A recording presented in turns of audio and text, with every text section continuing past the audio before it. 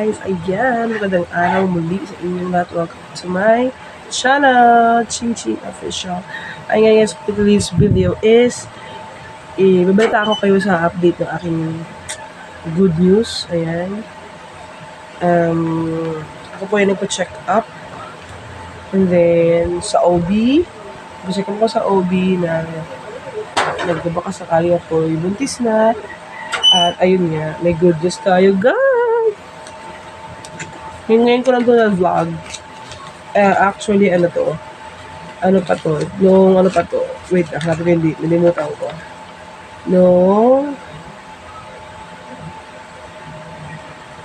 Ano ba? August ba? Ano bang month ngayon? July 20 pa to, guys. Ayan siya. July 20. July 2026. Ayan, this year lang. Nagpa-check up kasi ako dahil sabi ko hindi na ako magkakaroon ng period. So, gusto ko i-clear. Pero natagalan po akong pa-check up kasi nga, syempre, kailangan ng budget. Hindi ako nakapagpa-check up. So, syempre, hindi mo naman agad-agad makapagpa-check kung wala kang ganito. Kaya yun, nagpunta ako. Ilang weeks na nakakalipas. Kaya, nung nagpa-check up ako, nalaman na agad. Kasi matagal bago ako makapagpa-check up. So, ito yung result, guys. Sasabihin ko na, ito na.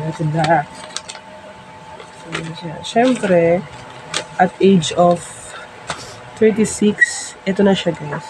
Yung aming matagal ng inintay, pinagpapray ko lagi, pinamanifest ko palagi, wini-wish ko every church na pinupuntahan ko is, yun ang wish ko lagi, guys.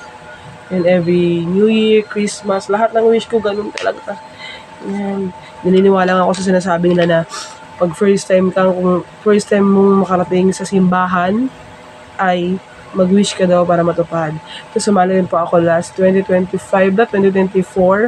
sumali ako ng karakol. Sabi kasi nila, pag sumali ka sa karakol, is may wish mo mag-grant daw. Wala namang masamang maniwala. Kaya, gusto ko rin naman mag-try. At dati mahilig naman ako sumali dyan, mga ati-atihan, street dancing. Kaya sanay ako sa daan talaga sumayaw-sayaw. Ayun, nag-try din ako. Wala namang mawawala. Kaya syempre, may kasamang pagdadasal yun. Ayan, may nagsabi nga sa akin na sana yung wish mo, sabi sa akin ng ninang ko, na sana yung wish mo ay matupad. Ayan, sa pamamagitan ng sa kay Holy Rosary. Ayan, sabi ko sana nga po. Yun, nag-intay kami ng how many years? Nag-live-in kami ng asawa ko ng since 2021. Ayun, 2026 na, guys. Diba? Ang tagal naming winish to. Hindi lang kami relatives ko. Ayun, wala na nga lang ang tatay, hindi na abutan ito. At ito na nga ang good news, guys. Wala naman yun na. Nasa mahiwagang sobrang ito. Ito yung ang ating result. Ayan. Ito na siya, guys. Dito ako nagpa-check up sa Texan Ultrasound sa may Tantansa, Cavite. Ayan. Ito po ang aking pangalan. Charot.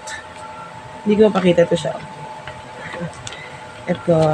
Si Doc. Ang aking ay si Doc. Ano pa ni Doc? Basta Dr. De La Rosa Reyes ang kanyang apelido.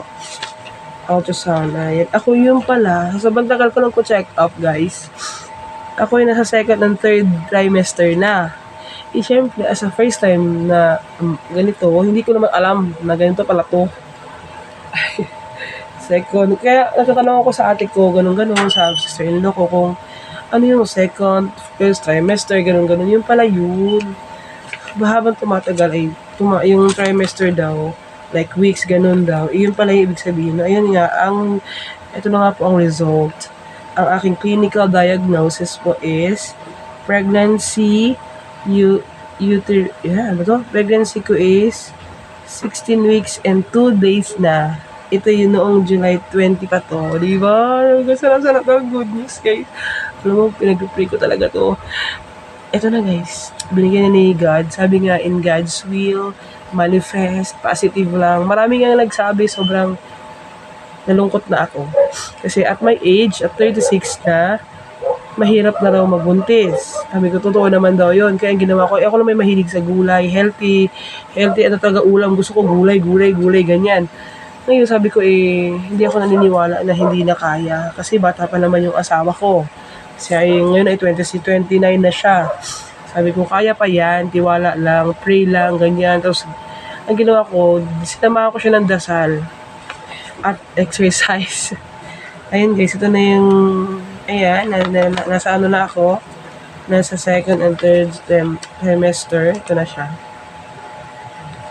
Ayan siya guys. Diba? Sobrang sa tagal, marami nang nangyari, marami nang lumipas, marami nang naganap. Ito na siya guys. Siya ito yung heartbeat niya. Ito yung, ganito siya kalaki. Ang sabi sa akin niya, sinerge ko to kung ano, ang laki niya is, ano ba laki niya? Lagi yung size dito ha.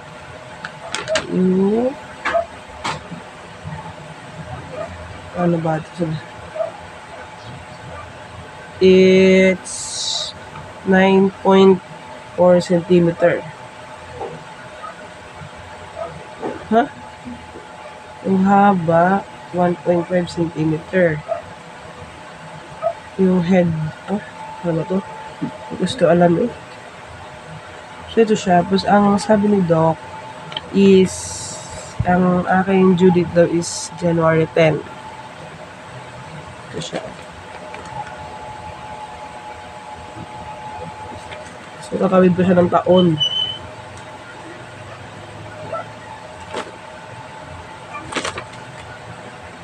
Ayan siya. Ayan ang ating results.